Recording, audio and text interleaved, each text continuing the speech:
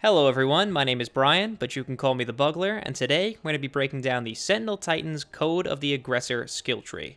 So starting off, we have the melee ability, Shield Bash. This skill functions in the same way as the Titan's other charge abilities, except this skill will disorient enemies when you hit them with it.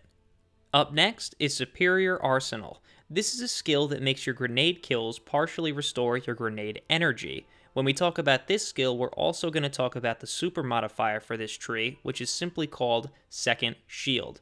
It does exactly what the name implies and grants you an additional shield throw charge while your Sentinel shield is activated. And finally, we have In the Trenches. Kills while surrounded by enemies will reduce the cooldown of your super. We're going to start with the melee ability first, as per usual.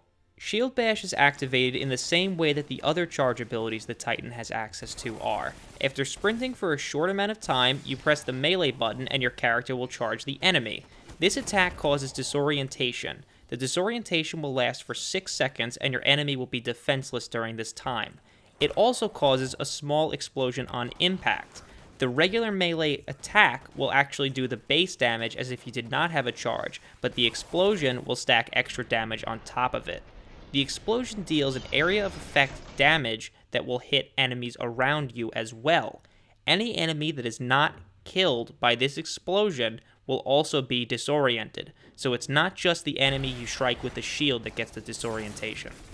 Up next, we have the skill Superior Arsenal. This skill makes it so your grenade kills will partially recharge your grenade energy.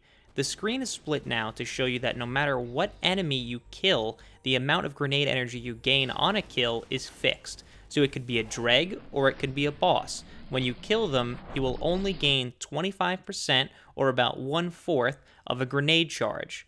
And remember, the grenade type does not matter when it comes to this skill. Any grenade you use will only gain 1/4 of a charge when you kill an enemy. And this amount can stack depending on how many enemies you kill.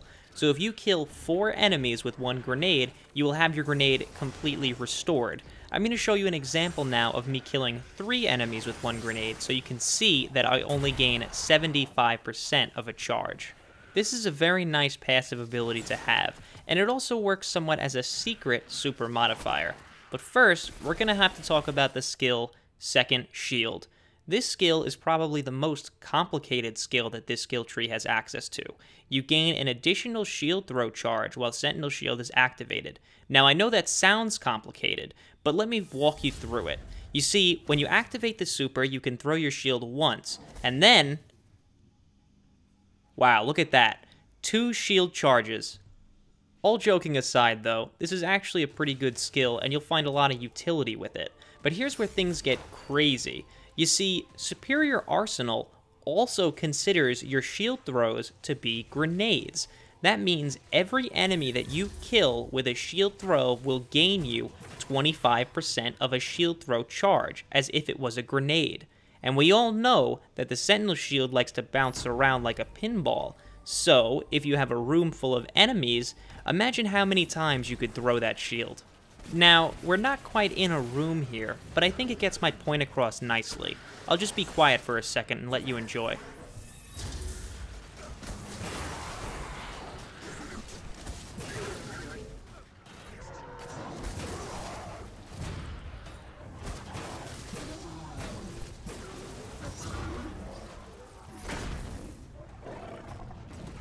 We managed to throw 5 shields in 1 super, and I could have thrown a 6th if I hadn't missed one of my throws. This is a very cool synergy to have discovered, and I'm really happy that it works this way. I hope this isn't a glitch and continues to stay in the game.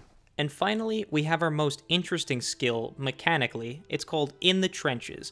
Kills while surrounded by enemies will reduce the cooldown of your super. Now again, the game says reduce the cooldown, when in reality what it means is grant you a nice chunk to your super bar.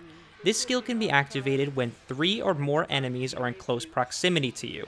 By close proximity, I mean appearing on your radar, not on the outskirts of it. This is an excellent skill, and it can increase the amount of times you use your super in PvE dramatically.